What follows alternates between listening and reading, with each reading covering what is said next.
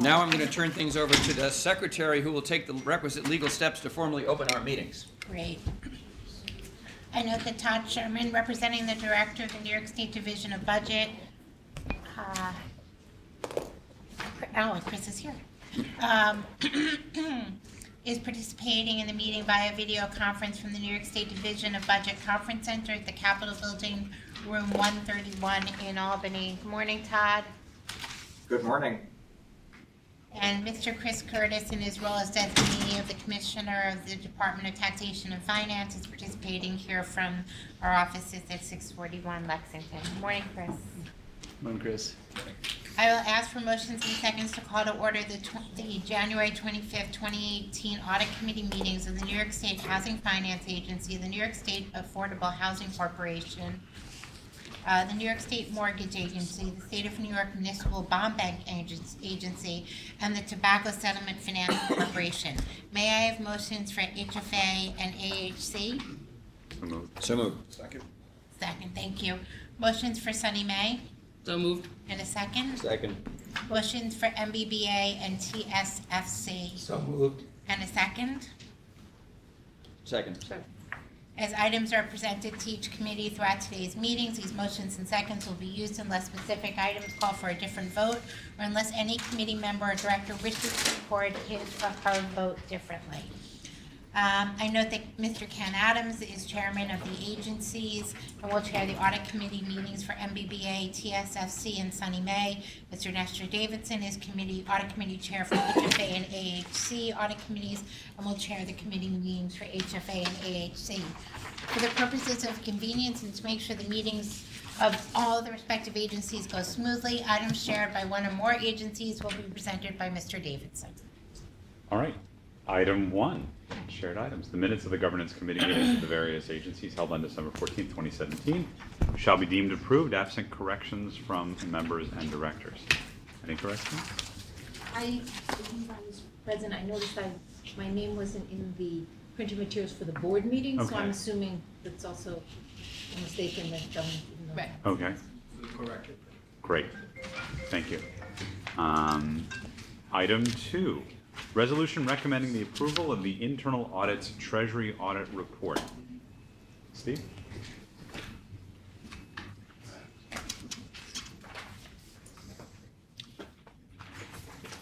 Good morning. Morning. Morning. Behind tab 2, you have our internal audit report for the Treasury Group. Here we reviewed the accounting records and systems of internal controls for the Treasury Group as of 7/31. As of our audit date, HFA had approximately $2.3 billion in investments, while Sunny Mae had approximately $2.4 billion in investments. The sources of income for HFA was approximately $1.2 billion from construction funds, $36 million in debt reserve funds, and another $1 billion in operating funds, grants, and escrow accounts. For Sunny Mae, the source of income was approximately $1.9 billion from MIF, $140 billion on debt reserve funds, and another $300 million on operating funds, pledge funds, and bond proceeds. Now, in accordance with the investment guidelines, investment portfolio consists of Treasury securities, federal and state obligations, collateralized agreements, and CDs. Some of the responsibilities, the functions that they perform include the calculation of the federal arbitrage for tax-exempt bonds, the swap agreements, the investment collateralized agreements, monitoring and maintaining them, and also the purchase and sales of investment transactions, and of course the Treasury operations. The Treasurer reports to the CFO and has 7 people on staff. Our audit included a review of the policies and procedures of the Treasury Group. We looked at the swap agreements, we looked at the collateralized investments, investment transactions, and of course the internal controls. Fortunately, we were able to satisfy our audit objectives. We have no items in the report. We had some minor issues we discussed and were resolved, so we're just going to ask you to accept the report. Any questions, comments? Now, before all 5 committees is a resolution of the Audit Committee of the New York State Housing Finance Agency, the New York State Affordable Housing Corporation, State of New York Mortgage Agency, State of New York Municipal Bond Bank Agency, and the Tobacco Settlement Financing Corporation, reviewing and approving internal audits, Treasury Audit Report. Assuming the first and second previously entered for all 5 committees, all in favor, please signify by saying aye. Aye. Aye. Motions are carried and the resolution's adopted. Item 3, resolution recommending the approval of the fiscal 17 financial statements and schedule of investments. Gary? Great.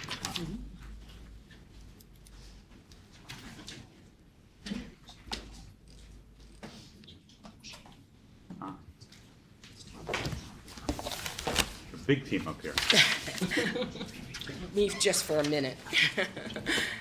Good morning. Morning. In an effort to shorten this lengthy board meeting, we've made our presentation here much more concise this year. We've limited the number of presenters to move it along quicker also. The key point that I want to make is that our audited financials received clean audits for all 4 agencies without any management comments. So that's a big accomplishment, and we're very proud of that. So to speed things along, I'll turn it over to my deputy, Darrell, and the controller, Gary, and they will start going through the presentation package. Thank you. All right, good morning. So we're going to start on the presentation slide number 4. Okay, so this slide depicts the revenues, expenses, and changes in net position for each of the 4 agencies as of October 31st, 2017. As indicated by the legend, the blue bars are the revenues, the red bars are the expenses, and the green bars are the changes in net position. And change in net position you can equate to P&L for a for-profit corporation. It's the same thing. And the green bar is really the difference between the blue bar, the revenues, and the red bar, the expenses. The HFA revenues are driven primarily by fees that it charges on its bond deals.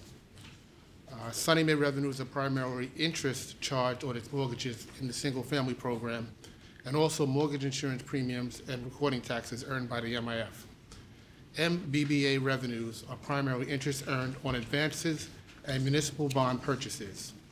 And you'll notice on MBBA that the interest earned the net position is small because MBBA by design only only looks to cover its costs and not to earn a return on the municipalities that it assists. TFFC revenues are basically the MSA payments received annually. During 2017, TFFC used cash on hand and current year revenues to pay off all of its outstanding bonds. The combination of bond redemptions and write-off of non-cash items caused the net position to decrease. This is not a deficit. It's just an indication that the agency spent more during the current period than it took in. TFFC will continue to receive the MSA payments each year and remit them to the state net of expenses. And that's pretty much all I have on this slide. Does anybody have any questions? Okay. And I think Lori is going to talk about the municipal bond issues.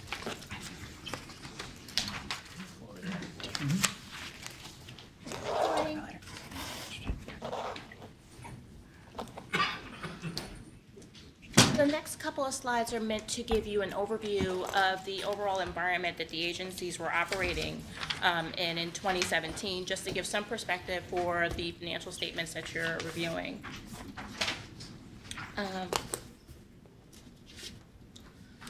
So on slide 5, we're showing municipal issuance. Municipal issuers brought over $430 billion in bonds last year, compared to 2016, where their issuance was over 440 billion. It was a slight decrease, but relatively flat. What's of note is that the majority of last year's issuance, or a good portion of last year's issuance, occurred in the fourth quarter of the year. And a lot of that was driven by, as everyone here knows, tax reform. A lot of issuers flooded to the market in advance of 2018, where advance refunding bonds might have been taken away, and of course, private activity bonds were on the table to be taken away. So 15% of last year's issuance occurred in December alone, 62.5 billion, compared to 2016. 20 billion of total 2016 issuance happened in December. In terms of the breakout between AMT, non-AMT, and taxable issuance, non-AMT issuance was down by 4.8%. AMT and taxable issuance were up actually by 30 and 24% respectively.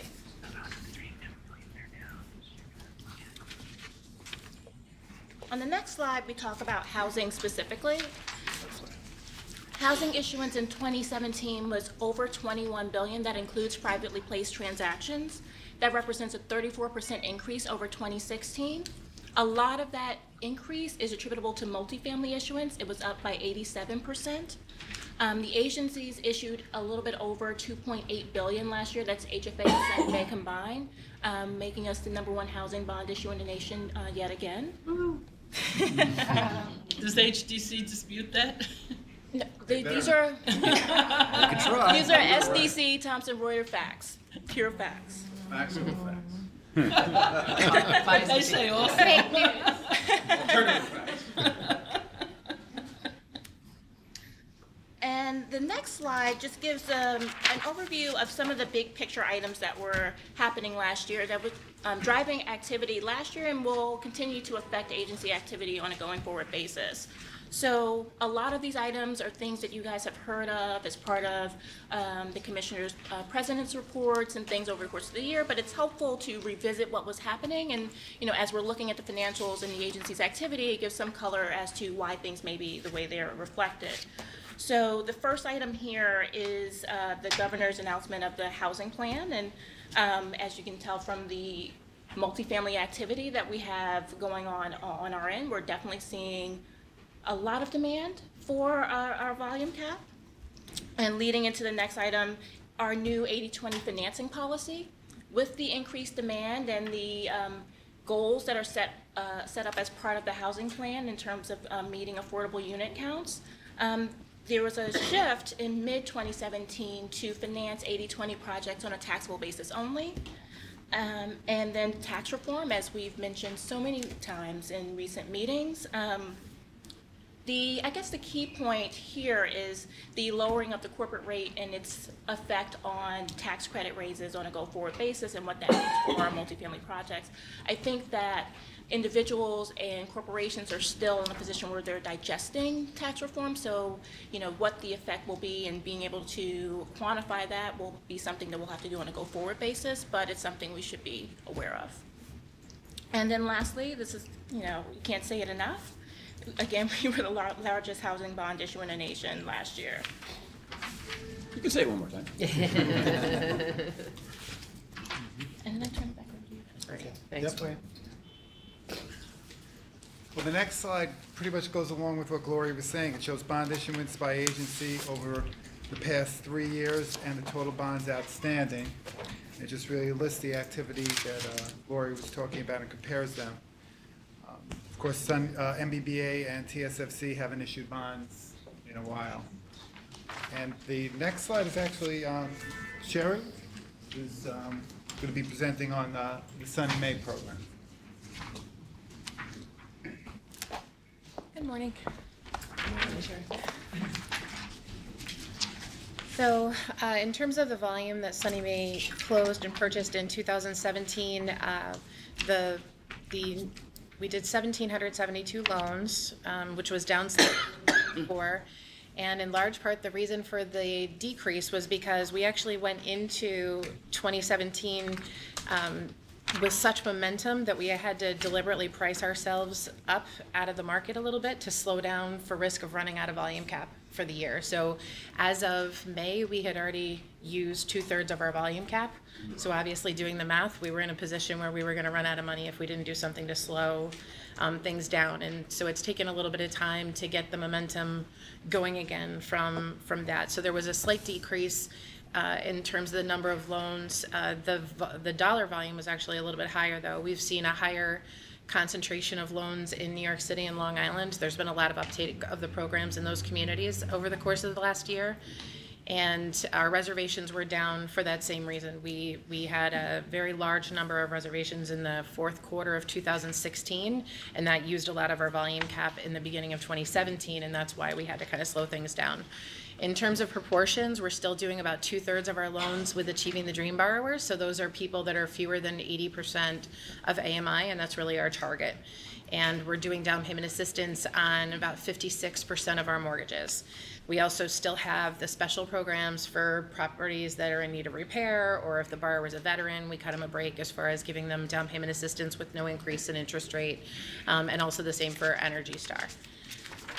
In terms of who we're helping, we are, in terms of the number of loans that we did to borrowers of under 80% of AMI, the number went down slightly, but the dollar volume actually went up, and that's a function, again, of just the geographical shift in the business mix that we got last year. We are seeing an increase in the number of minority borrowers served, as well as the number of borrowers purchasing in federally targeted areas. This is in large part due to a shift of our marketing strategy. We launched a really great program last year where we're on Facebook, and we have a lot of digital marketing happening. And we also increased our outreach to nonprofit organizations that are really doing grassroots outreach in the communities we're most trying to serve. And so, increasing awareness of the programs that way has been really successful for us. And then the last one is the mortgage-backed securities program, and that has continued its year-over-year growth. So last year we did $74 million, which is up from the previous year, and that's through partnership with M&T Bank. And we are looking at different ways to improve the execution of that program to get an even greater impact in the market. So a lot of things that we've been looking at in terms of expanding into offering additional product mixes, and continuing to look at whether we want to become a Ginnie Mae seller servicer, or whether we want to look at other funding sources like taxable bonds and those kinds of things, and then how we want to service them. So all of that research is being done so that we can continue to grow that business model as well. Obviously, the benefits of that, the servicing revenue is a long-term, almost annuity for us, as well as the fact that that it gives us the ability to pivot in different market conditions. If the conditions are more conducive to mortgage-backed securities loans versus bond loans, we would have the capability to offer both. So.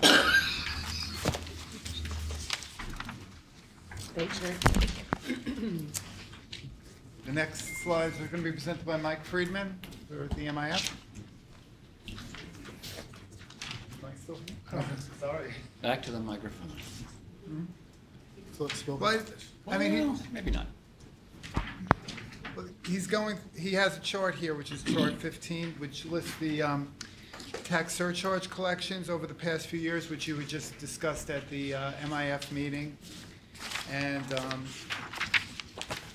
lists the commitments by loan amount to different entities, the HFA and HDC since 2013. And project commitments by units as well.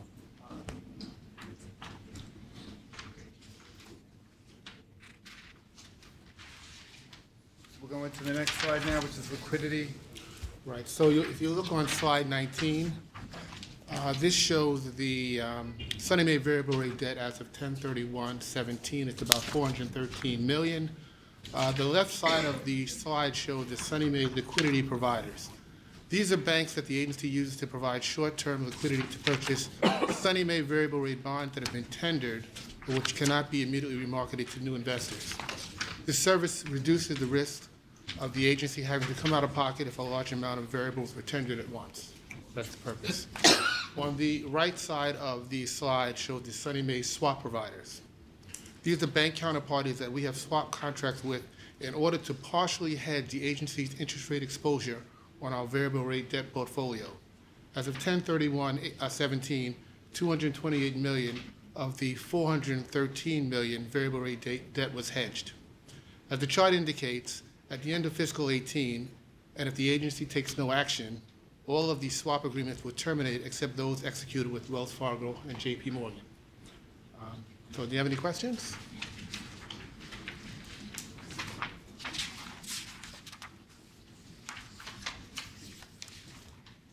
The next slide shows, oh, sorry.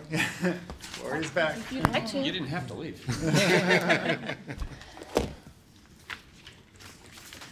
So the next two slides are just big picture what HFA financed last year. This only reflects bond finance projects, nothing that we did on a subsidy-only basis or anything else on the other side of the house. What's of note here is the slight increase in the number of projects that we did last year. There's a decrease in the number of units, but that's largely attributable to several large projects that happened in 2016. We had one project that was over 1,400 units by itself that was done in 2016.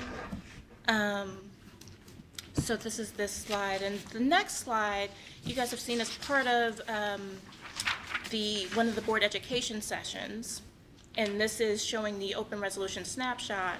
And so this is done on a fiscal year basis. And so the stats at the top show 634 million bonds issued, 27 projects financed, and over 4,200 units that were financed.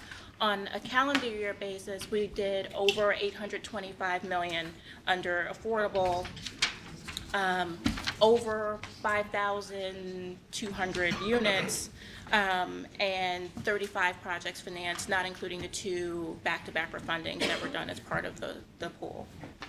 Are there questions?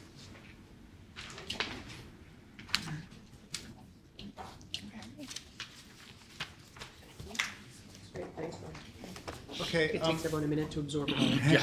Oh, sorry, I sped through it. I live in the stats, so here we go. Okay, going into some more detail on the HFA financial statement highlights. If you could go through the HFA financials, and all the financials, at the beginning of the financial statements is the management discussion and analysis, where we take changes from year to year, explain those differences, and it gives detail on the activity during the year. One of the first things in management discussion and analysis, if you look there, is a list of all the projects that were issued during the year and the units, which goes along with what Gloria was showing. It has more detail.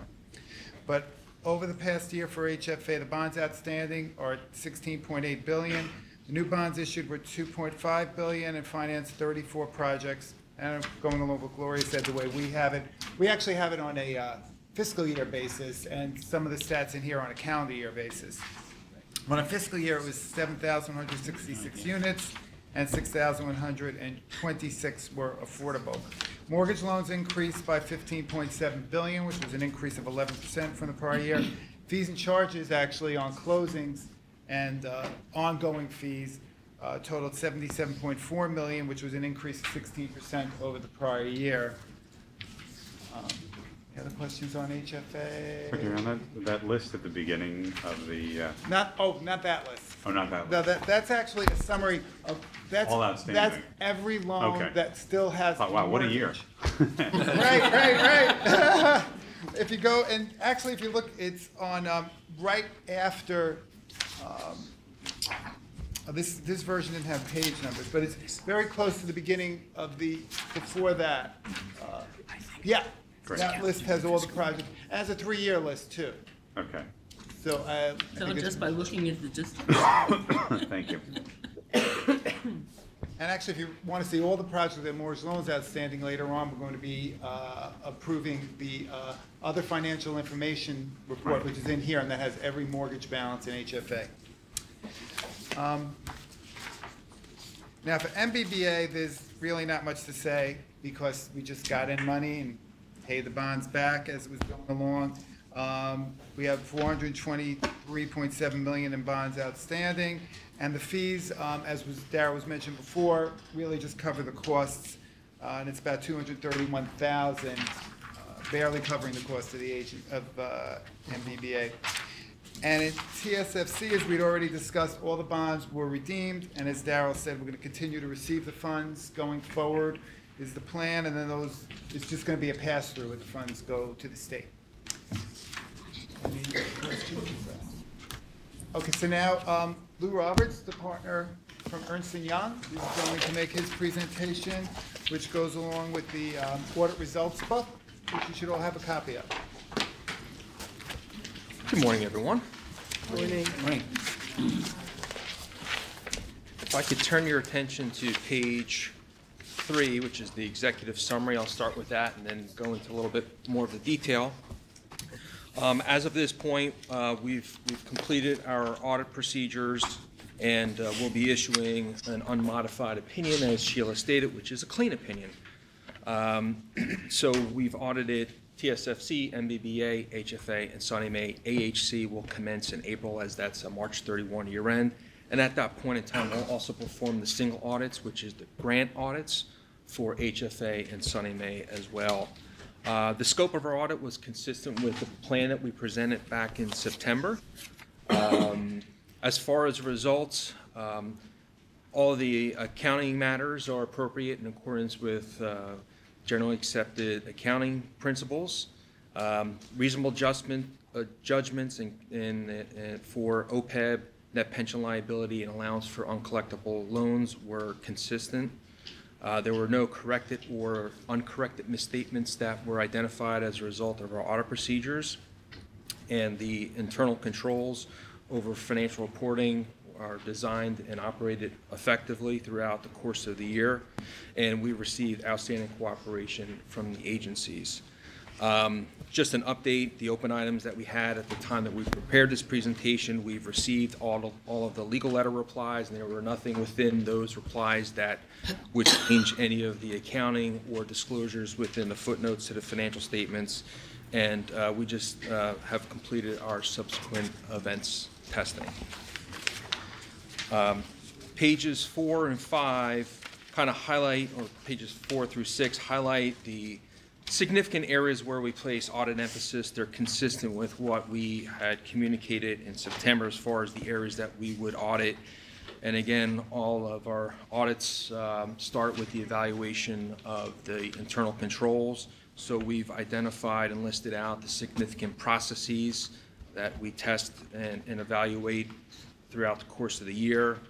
We perform procedures over revenue recognition, operating expenses, and even though some of the operating expenses may not be material to the financial statements, such as G&A, we do test the general and administrative expenses and even test reimbursements of travel for officers and directors. And again, I'm not going to go through each one of these, but we performed the procedures in accordance with our plan and did not identify any significant issues.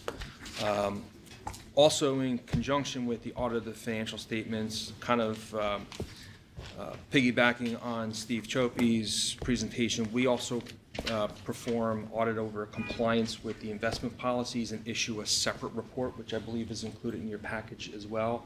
That's in accordance with the PAAA standards, and there were no issues with respect to our testing over investments. Pages 8 through the remainder is a summary of our required communications. Page 8 is a summary of those required communications. So just some items that I want to highlight is, again, there were no material or even not material corrected misstatements. We did not identify any significant deficiencies or material weaknesses. There were no instances of fraud that came to our attention or we identified. As far as independence matters, we only provide services of the audit as well as the agreed upon procedures with respect to debt issuances, so there's no services that would impair our independence. There were no significant issues or findings related to our audit procedures around related party transactions. We did not have any significant difficulties encountered during the course of the audit. We did not have any disagreements with management. Findings with respect to external confirmations, we confirm 100% of bonds outstanding, a statistical sample for investments. All the confirmations came back clean, so there were no red flags there. And basically, again, I just want to thank Sheila and her team, as well as the outside departments where we have to get various supporting documentations for mortgage originations. Just want to thank them for their cooperation. That concludes my remarks. Any questions? That's a lot of stuff he looks at. Yes. Painful at times for you guys, but. more paid for if you find some. Yeah, that's true. Yeah, actually, I had a question about, and I know that in the broad sense of what we do, it's relatively minor amounts of money, but it has to do with the post-employment benefits and the net pension obligations. Because I noticed that the agency is not paying 100% of its ARC, the annual required contribution, and that the long-term impact of that is to increase the unfunded liabilities of those funds, and that has been, the failure to pay 100% of the ARC has been a major factor in the underfunding of pension funds and health benefits for virtually all of the pension fund, public pension funds. And so I'm just indicating a concern about that. And although the amount of money here is de minimis given the size of what we do, I just think that little attention should be paid to it. It's also, I know, a small amount of money given the size of the Common Retirement Fund, but there is a collective effect or a collective impact from not just this agency, but if you look at it across state agencies. I just think that's something that should be paid attention to, because we can get into trouble for that. We could end up like New Jersey. We get billed by the pension fund and we pay exactly what they bill every year. And it's only by this new accounting standard, which gives more disclosure, that shows the percentage that's unfunded for the whole state, and our small piece of that, which for the pension, like, it is really not that big, but we do pay the whole bill that we're billed by the retirement fund. They bill us every year. Do they bill you for the full amount of the ARC, or? They do a calculation based on the payroll at the end of their fiscal year, and that's exactly what we pay. Then they give us a report at the end of the year to show the proportion that we have of what they call the unfunded amount, and it's small, even relative to the amount that we pay. Thank you. Ken, I just have one comment. It actually may relate back to the prior item, not this particular presentation, but I just, in terms of the big picture, at least insofar as the Sunny May results are concerned, I noticed that it's starting to look like 2015 was a peak year, both for Sunny May in terms of revenue from mortgage tax surcharge, and in terms of units financed both in the single-family and multifamily home programs. I just throw that out there as kind of a red flag to consider going forward. My experience with the last real estate downturn was that this, people didn't recognize until 2009 really, or 2008, that 2005 was the peak. And I just throw it out there as a consideration.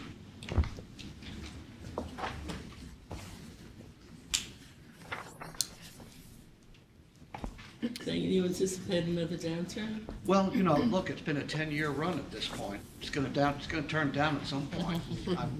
I just noticed that, in the figures that it starts to imply that 2015 was a peak. I would assume also that the impact of the changes in the tax law are going to significantly have an effect on it. And that could go either way. It could go, right. I mean, the last tax reform in the 80s, the market tanked afterwards. But they got the low-income housing tax credit. Yeah. Well, thank you very much. Thank you. Thank you. Thank you. All right, that's 4 questions. All right, then now before all 5 committees is a resolution of the audit committees of the State of New York Housing Finance Agency, the State of New York Affordable Housing Corporation, the State of New York Mortgage Agency, the State of New York Municipal Bond Bank Agency, and the Tobacco Settlement Financing Corporation, reviewing and approving the audited financial statements for fiscal year 2017. Assuming the first and second previously entered for HFA, Sunny May, MBBA, and TSFC committees All in favor, please signify by saying aye. Aye. Motions are carried. Thank you. The motions are carried and the resolution's adopted. Item 4. Item 4, resolution recommending the approval of the 2017 HFA audited supplementary financial information, other financial information, or OFI report. There will be no discussion of this item unless committee members so request. Linda? Okay, then now before the HFA Audit Committee is a resolution of the New York State Housing Finance Agency reviewing and approving the audited supplementary financial information report. Assuming the first and second previously entered for the HFA Committee, all in favor, please signify by saying aye. Aye. The motion is carried and the resolution adopted. Item 5, resolution recommending the approval of the Internal Audit's Tobacco Settlement Financing Corporation Audit Report. Steve?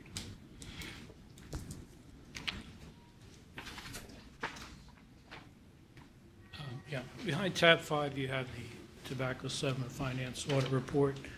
Here again, we looked at the accounting records and systems of internal controls of TSFC as of September 30th. Briefly, TFSC is a subsidiary of MBVA. It was created to fund, it was created to purchase a portion of the state settlement tobacco revenue from the MSA and to issue bonds. In 2003, we issued approximately $4 billion in bonds, which was Series 2003 A and B. Due to favorable conditions, we recalled and refinanced bonds in 2008, 11, and 13. In the first quarter of 2017, management looked over the bonds and determined that there were enough excess funds to redeem the bonds. And so we went to the board, got the approvals, and we redeemed the bonds on June 1st of 2017 and terminated our agreement with Morgan Stanley. Our audit was obviously limited to an analysis of the redemption of the bonds, the operating expense calculation and certification, the operations, and of course the internal controls. Once again, we didn't have any items in the report, but we were able to satisfy our audit objectives. So we're going to ask you to accept the report since the response from management is not required. Comments, questions? Okay, then now before the Tobacco Settlement Financing Corporation Audit Committee is a resolution of the Tobacco Settlement Financing Corporation reviewing and approving the Internal Audit Tobacco Settlement Financing Corporation Audit Report. Assuming the first and second previously entered for the TSFC Committee, all in favor, please signify by saying aye. Aye. The motion is carried and the resolution adopted. Item 5, annual evaluation by the Audit Committee. This is an information item. Please note that the questionnaire for this annual evaluation needs to be completed and mailed or faxed to Gary Weinstock on or before Thursday, March 1st. The results of this performance evaluation will be distributed at the next meeting of the committee scheduled for Thursday, April 12th. There is no unfinished business. I ask for motions and seconds to adjourn each of the 5 agency members and directors committee meetings. Assuming the first and second previously entered for all 5 committees, all in favor, please signify by saying aye. Aye. The motions are carried, the meetings are adjourned, and the next meetings are scheduled for Thursday, April 12th, 2018. All right, got the mic. Well done, Nestor. Not having to do this. There you go.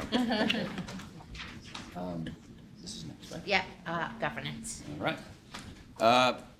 I'll grab the microphone back from Nestor. Thank you, Nestor. I'm going to turn things over to Linda, who's going to take the requisite legal steps to formally open our governance meetings. Linda. Morning, everyone. I know that Todd Sherman, representing the Director of the Division of Budget, is participating via video conference from the New York State Division of Budget Conference Center at the Capitol Building, room 131 in Albany. Morning, Todd. Good I'll morning. ask for motions and seconds to call to order the January 25th, 2018 Governance Community meetings of the New York State Housing Finance Agency, the New York State Affordable Housing Corporation, the State of New York Mortgage Agency, the State of New York Municipal Bond Bank Agency, and the Tobacco Settlement Financing Corporation. May I have motions for HFA and AHC? So moved. Thank you. Motions for Sunny May. So moved. Second. Motions for MBBA and TSFC. Second. So moved. Second. Thank you. Please note that Agency Chairman Kenneth Adams is the Governance Committee Chairman for HFA, AHC, MBBA, and TSFC. Commissioner Vizakis is the chairperson for Sunny May and will chair the committee meeting for Sunny May. As items are presented to each committee throughout today's meeting, these motions and seconds, as you know, will be used unless specific items call for a different vote or unless any committee member wishes to record his or her vote differently. For purposes of convenience and to make sure the meetings of the respective agencies go smoothly, items shared by one or more agencies will be presented by Chairman Adams. Call me Switzerland. Item 1, the minutes of the Governance Committee meetings of the various agencies held on December 14th, 2017 shall be deemed approved, absent corrections from members and directors. Okay. Item 2, resolutions recommending the review and approval of mission statements of the agencies. And we're going to ask Alex to discuss this item. Good morning, Alex. Morning. So this is our January annual review of the mission statements. In the case of, just a reminder to the board, in the case of last year's review, as Nestor is well aware, at the January meeting, the HFA mission statement was deferred, and then we came back in June and revised the HFA mission statement substantially to include a lot of the fair housing, not fair housing, a lot of the housing plan, as well as other categories, including fair housing, that the board was looking to incorporate. So we did that, and the measurements that you're getting today. So one of the things that happens is we review the mission statements, and then in order to allow the board to see how the agencies are doing vis-a-vis their missions, we include in the board materials the measurements report, and that is what is used to match up to the mission. And the one thing I wanted to mention is that when you look at the measurement report this year, in addition to detailing a lot of the data that has been in prior reports about units and bonds and categories of the public that are being served, this report has two components that are really directly related to the changes that we made at the mission statement for HFA. One is the fair housing report, which I urge the board to really sort of look at because I think it's terrific and it's new. And then you have a green bond section that I'm sure Joyce, likes, which also incorporates our green bond efforts that are also new. And so that's the item. If the board wants to recommend changes to the mission statements, we'd be happy to consider them, but our assumption is that, staff's assumption is that the agencies are functioning well and the mission statements match. And we'll be filing this with the Public Authorities Reporting Information System after the board meetings and it'll be posted on our website to make sure the public knows what we're doing. And how we count what we do. And how we count. Built into the mission statements. That's right. Questions, comments from directors on this item from Alex? Question.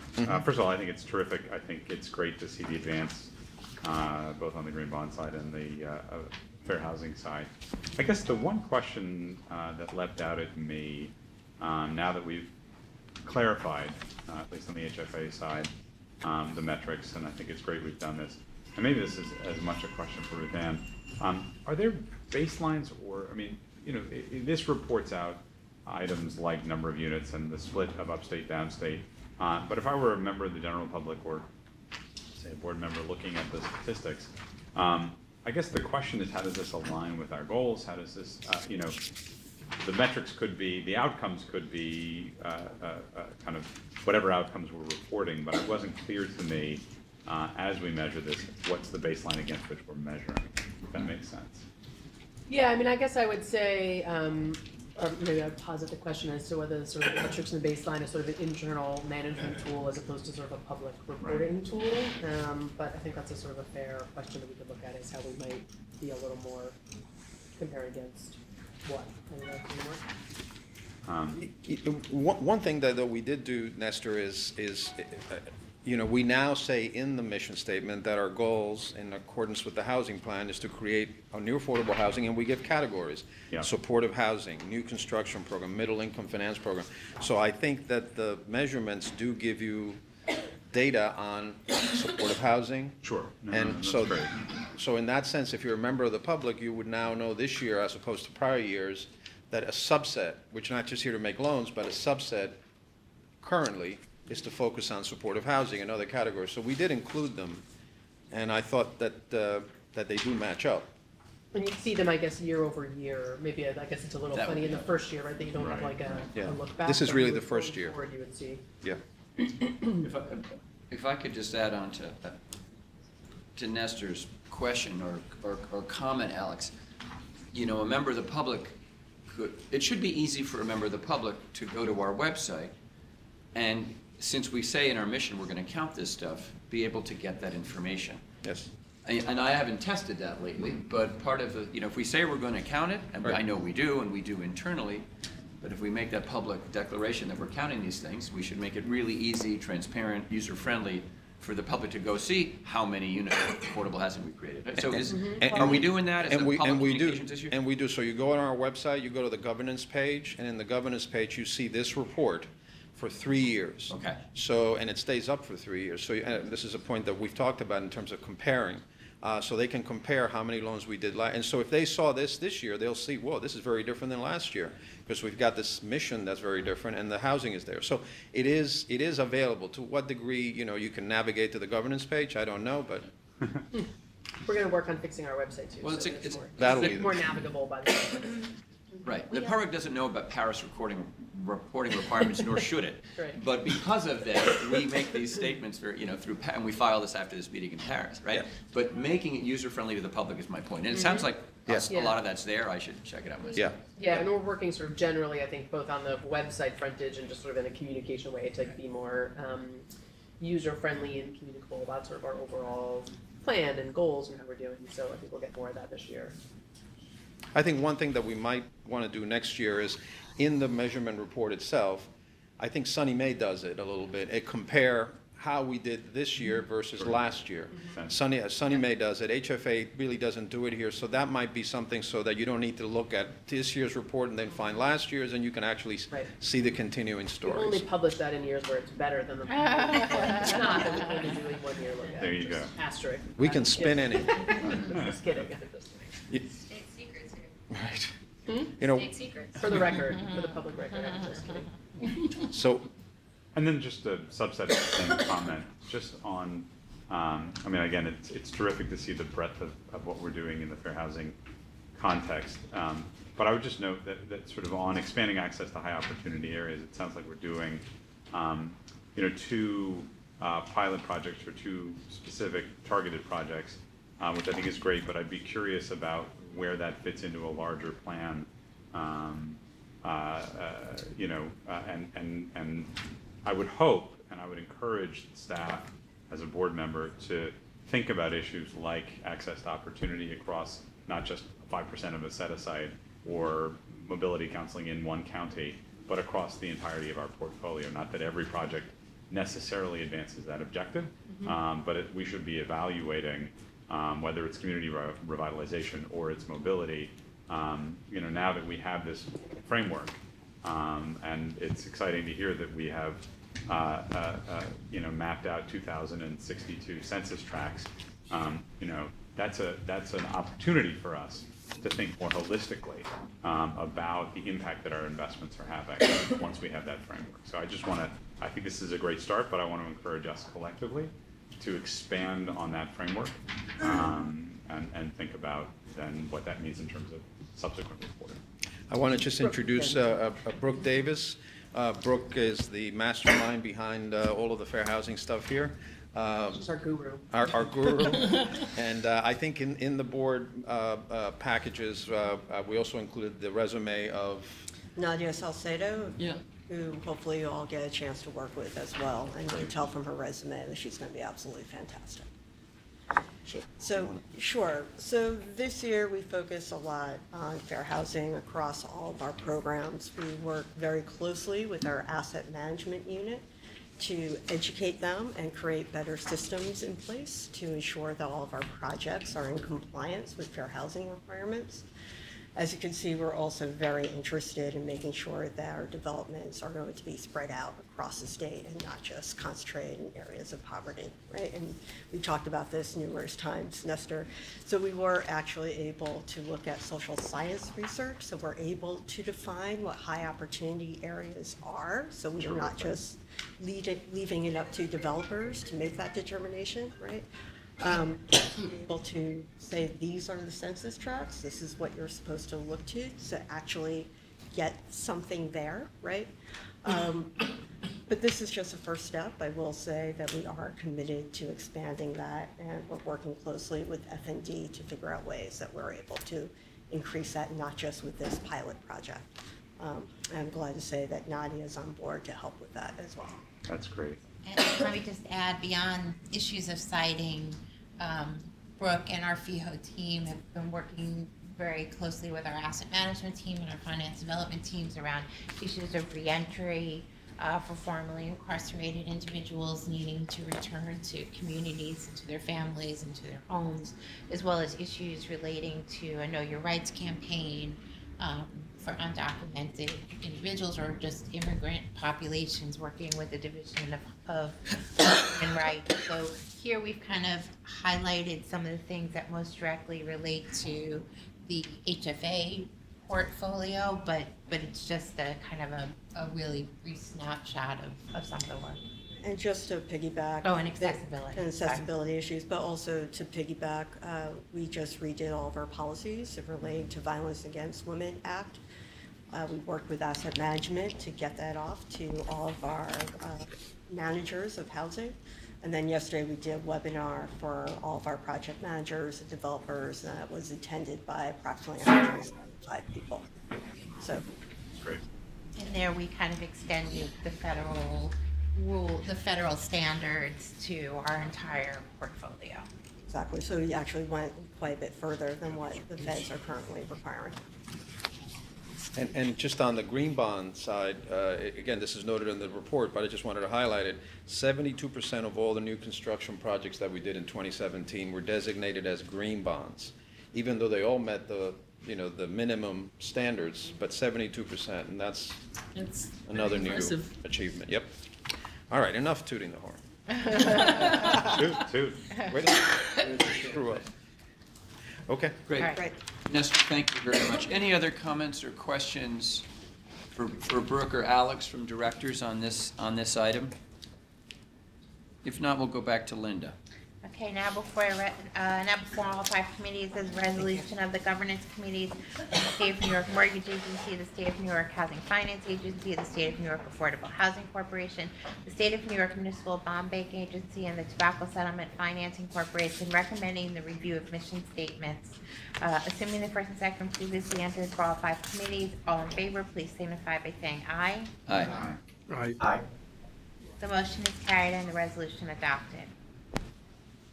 Item 3 is a resolution recommending the approval of board self-evaluations. Alex is here for this as well. Again, this, as part of the Paris report, board conducts an evaluation of its own performance. The criteria are set out in the attachment, and they come from the Public Authority's Budget Office. I've received a couple since the materials were mailed out.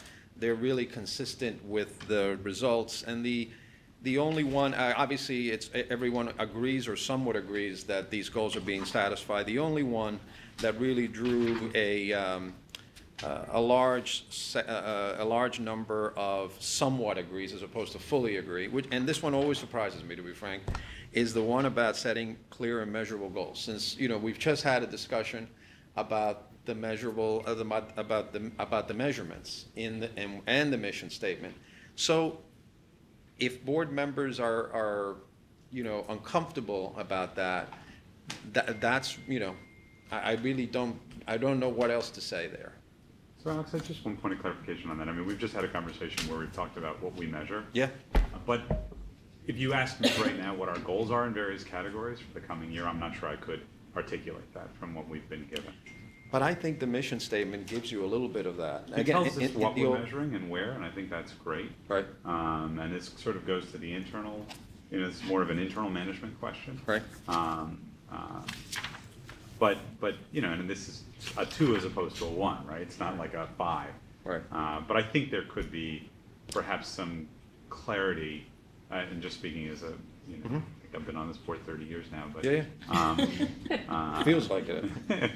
In a good way. He says affectionately. In a good way. But I do think that's an area where we can keep working. I wonder if that's not an appropriate topic for the next board education Let's do it. session. Let's do it there. Yeah, that's a great idea, Linda. Because right now, we got supportive housing, new construction, moderate income, senior housing, and then we can narrow, maybe if you want, get down to see, well, exactly what are we talking about in terms of those categories. Fair enough. But that's the one that just puzzles me. But I hear you. Yeah, Alex, thank you. And Linda, Well, it made me more about you. I wonder if the feedback isn't you guys are seeing the outcomes, right, that's but right. not what our initial objectives were. And I think part of our hesitancy may be that we finance the projects that in many ways are brought to us, right? I think our finance and development team works very actively to put out programs and term sheets that make it attractive to the development community to do certain types of projects, but those projects need to come in. So that may be a fruitful discussion for an education session about where those It's a healthy tension, Linda, between being a service-providing agency and a mission-driven agency, where under laws and rules and regulations, we have to provide certain services, but we have some discretion with limited resources when it comes to our outreach to who. So who do we want to have knock on the door? We've talked. So I think it's a very helpful discussion because it's true that, as someone quite new to all this, as I read through certain projects, I see some, as I often say to Ruth Ann, look, that one checks all the boxes, but I don't know why it came out that way. Was it intentional or was it accidental? Was it the track record of a certain developer who always checks boxes? So something in that where we could have a discussion in an educational session and think about what are the management tools you all use to drive these objectives we all agree on. So we feel a little more than just we're seeing a report, hey, that's great, and then sort of scratching our heads, how'd that happen? And remember, sort of from a framework perspective, right, Sunny May and HFA fit up into sort of overall HDR. We also have the Office of Community Renewal, and we have rent stabilization, these sort of other big functions. So this sort of piece of it, I guess sort of the way we all think of it and operate is obviously under the sort of guise of the housing plan. And if you just sort of go to the dollar side of what we're talking about, the way we did that when we sort of built it was there's $950 million of supportive housing. So that tells you how much supportive housing we want to do. There's $125 million for Mitchell Lamas over 5 years. That tells you about how much we think we want and the demand is sort of to do. So we kind of sized it from a dollars basis on what we sort of thought made sense holistically across the state, what we thought matched demand. I mean, obviously in the case of supportive, there's these sort of big high level sort of drivers of that. Same with senior housing. So we sized our dollars to reflect what we want and to sort of also tell the world what we want the demand to be. And we did them, not to be overly sort of nerdy about it, but we tried to sort of flatline them so that there is $25 million a year for seniors. There's $25 million a year for Mitchell Lamas. So people know year after year, we're going to do about, however many people can sort of figure out about how many units that is. And so we tried to create what we thought was sort of a transparent, I think probably the challenge is that doesn't necessarily live somewhere in a very kind of, and we will sort of work, I think, on making that a more transparent and sort of external document. But that was sort of like the build-up is that it is kind of it's supposed to express our goals in dollars, although I would like to express them in outcomes to your always sort of valid point. Point you mentioned, though, is demand. And the one thing we don't see is the relationship. We have no idea what the demand is. We only know what we're producing. Mm-hmm. So we don't know the extent to which we're meeting the demand. Right. So we can talk a little bit about that. I mean, we generally have demand sort of across the board, and we're not at a loss for budgets. I know, I understand. So yeah, we could talk a little more about. But it's a question of which areas the demand is in. Yep. How it's. Yeah, so we could talk a little more about that. And I think one thing that maybe in the educational session we'll do, which we did, I think, back in 2014, is to Ruth Ann's point about seeing HCR as a whole. we gave the board in that educational section a table, a chart that showed, okay, here's where HFA is operating, here's where Sunny May is operating, but here's where HTFC operates, here's where DHCR through the 9% tax credit. And when you put that whole thing together, you saw HCR statewide. This report really just gives you HFA, Sunny May. So that, I think, is something we'll update. That'd be a great picture. And that'll be helpful. Very good, good conversation. Thank you. We look forward to the educational session on this. Alex, thank you very much. Okay, good. Do we take a ministerial action on this? Yes, we do. So Linda, now- back to you. Now before all 5 committees is a resolution of the governance committees of the State of New York Mortgage Agency, the State of New York Housing Finance Agency, the New York State Affordable Housing Corporation, the State of New York Municipal Bond Banking Agency, and the Tobacco Settlement Financing Corporation concerning board self-evaluations. Assuming the first and second previously entered for all 5 committees, all in favor, please signify by saying aye. Aye. Aye. The motions are carried and the resolution adopted. The next item, item 4, is a resolution recommending the approval of a contract for the provision of an electronics records management system, or systems, and someone is going to present this item. There's Ed. Ed? Ed Minion, Yes. Grace. Good morning. Morning.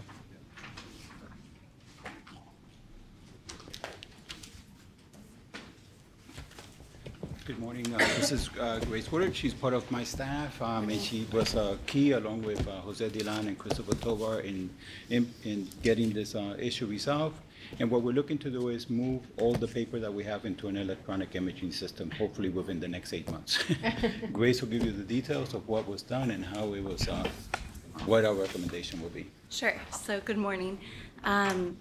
Starting on October 18th, the agency issued the RFP for the turnkey electronic records management solution. By November 13th, the deadline, we received 9 responses. We put together a committee to review the RFP that was comprised of the Senior Vice President of Facilities, Telecommunications and Administrative Services, the Senior Vice President and Chief Financial Officer, Vice President of Internal Audit, Vice President of Intergovernmental Relations, Chief Technology Officer, the Vice President of Office of Economic Opportunity and Partnership Development, and a representative from the agency.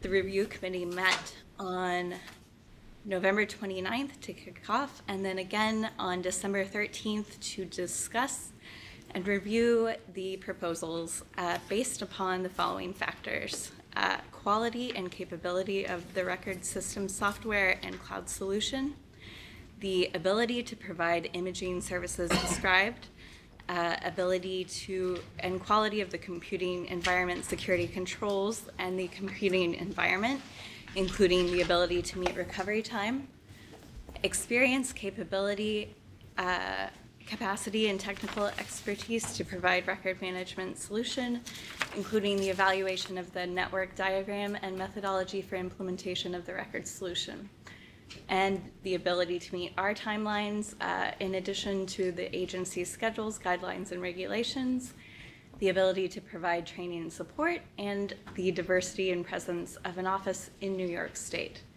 After evaluating and scoring the proposals, the committee created a short list of vendors, conducted interviews with the shortlisted vendors on December 27th and 28th, and evaluated them based on cost, capacity, and quality of record solution, software, and cloud technical capacity, compatibility, and overall general impression. Afterwards, the committee met and collectively ranked the groups, selecting CAISO as their final vendor. Based on the fact that their costs were reasonable, they were more responsive with the proposal and interview generally. Their proposal included past successes with New York State agencies and financial institutions, and their proposal included meeting the agency's 30% MWBE participation goal. So what we're asking the board is to approve a 5-year contract in the amount not to exceed $6.8 million. Okay, now before the HFA and Sunny May committees is a resolution of the governance committees of the New York State Mortgage Agency, the New York State Housing Finance Agency, approving contract for electronic records management, assuming the first and second previously entered for the HFA Governance Committee and the Sunny May Governance Committee, All in favor, please signify by saying aye. Aye. Good good The motions Good are carried presentation. and the resolution's adopted. We need you to do that for CUNY. Yeah, great Big job. task, Yeah. electronic records management. Oh, my goodness. The next two items on the agenda are consent items. There'll be no discussion on the following items unless board members or directors so desire. So item 5 is approval of contracts with Wilkie Farr and Ganfor Shore, and annual review of legal services contracts with firms on the agency's non-bond panel. I'm not hearing any questions or concerns, so I'll go back to Linda. So now before the HFA, the incentive. Yep. Oh, I'm sorry. I just wanted to correct, we're actually approving all of this on the legal panel because it's 5 years since we've done it.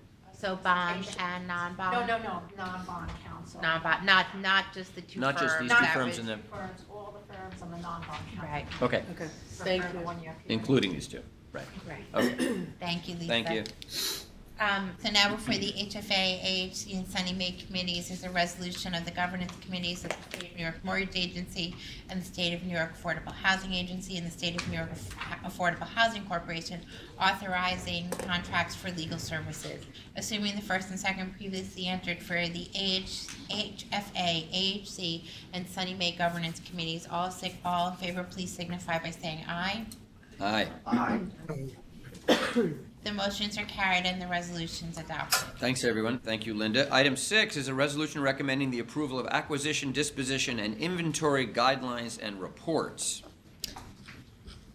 There are no questions. Now before the HFA, Sunny May, and MBBA committees is a resolution of the Governance Committee of the State of New York Mortgage Agency, the State of New York Housing Finance Agency, and the State of New York Municipal Bond Bank Agency concerning the agency's property disposition guidelines and annual inventory and property distribution report.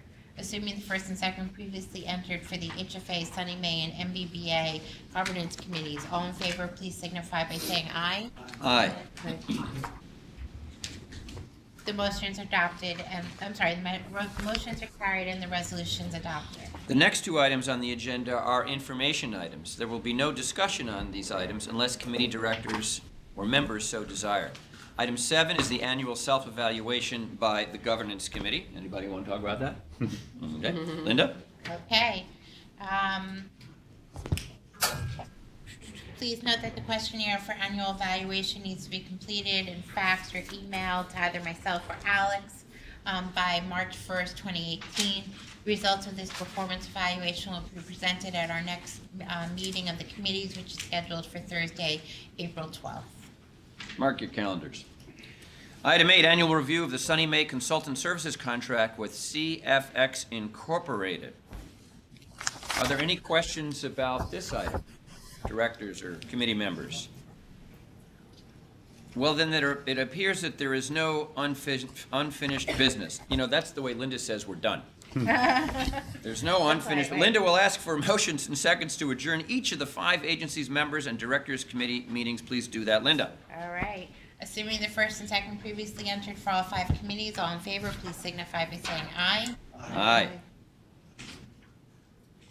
The motions are carried and the meetings are adjourned. The next governance committee meeting is scheduled for Thursday, April 12th, 2018.